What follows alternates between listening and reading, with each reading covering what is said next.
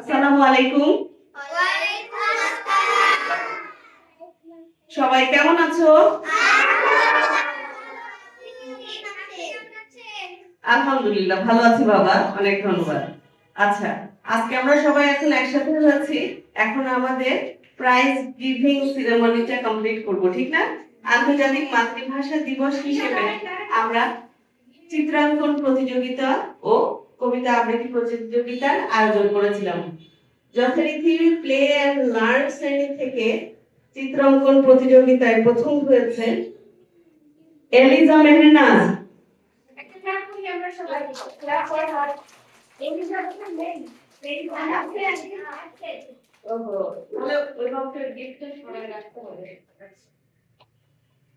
আচ্ছা, play and learn শ্রেণীতে দ্বিতীয় হয়েছে Catherine Das.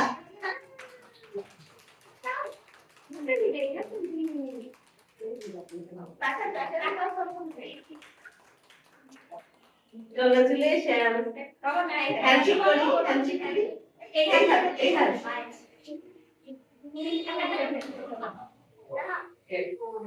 Play and learn শ্রেণী থেকে চিত্রাঙ্কন প্রতিযোগিতায়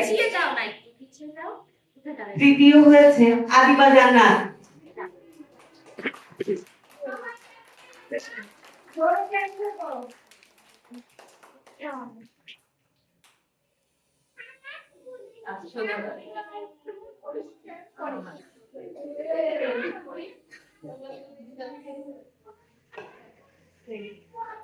এবার নার্সারি শ্রেণী থেকে চিত্রাঙ্কন প্রতিযোগিতায় প্রথম হয়েছে মোহাম্মদ আয়াত।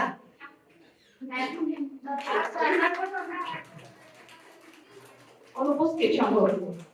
দ্বিতীয় স্থান অধিকার করেছে নার্সারি থেকে চিত্রাঙ্কন প্রতিযোগিতায় অলিউল্লাহ জোয়ারদার।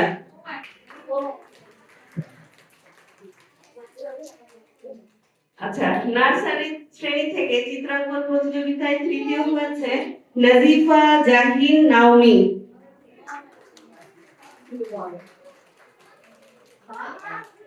আচ্ছা, তৃতীয় শ্রেণী থেকে কবিতা আবৃত্তি প্রতিযোগিতায় প্রথম হয়েছে মানহা জান্নাত মিষ্টি।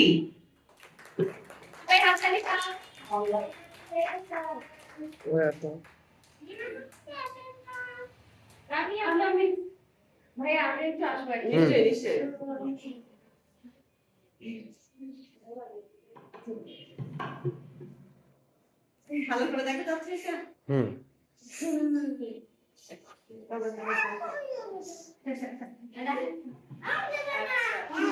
আচ্ছা, তৃতীয় শ্রেণী থেকে দ্বিতীয় হচ্ছে মুসাম্মাদ তাসনিম।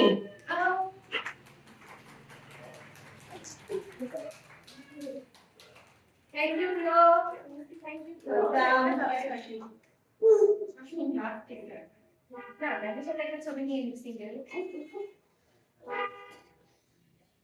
Congratulations. Okay. তৃতীয় শ্রেণী থেকে আবৃত্তি প্রতিযোগিতায় তৃতীয় হয়েছে মোহাম্মদ আবু মুরাইরা হামিম।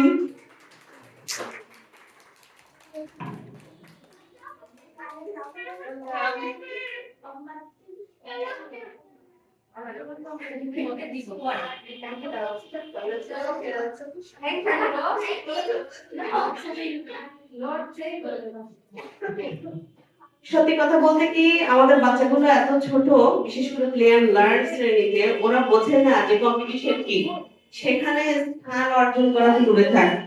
তারপরেও আমরা যেহেতু সবকিছুই শেখাই, পার্টিসিপেট করতে হয়, কোনো কম্পিটিশনে পার্টিসিপেট করলে সেখানে একটা পজিশন হওয়ার ব্যাপার থাকে, এই জন্য ছোট পরিসরে এই আয়োজন। ওরা আসলে বোঝে না, এই জন্য আমরা কি করেছি, গিফট ও সেম, কোনো ডিফারেন্স নেই। সবার জন্য অনেক শুভকামনা, অনেক ভালো থাকো, প্রত্যেকটা বিষয়ে অংশগ্রহণ করার চেষ্টা করবে, উপস্থিত থাকবে। সবার জন্য সর্বাত্মক মঙ্গল কামনা করছি। আল্লাহ হাফেজ। আসসালামু আলাইকুম।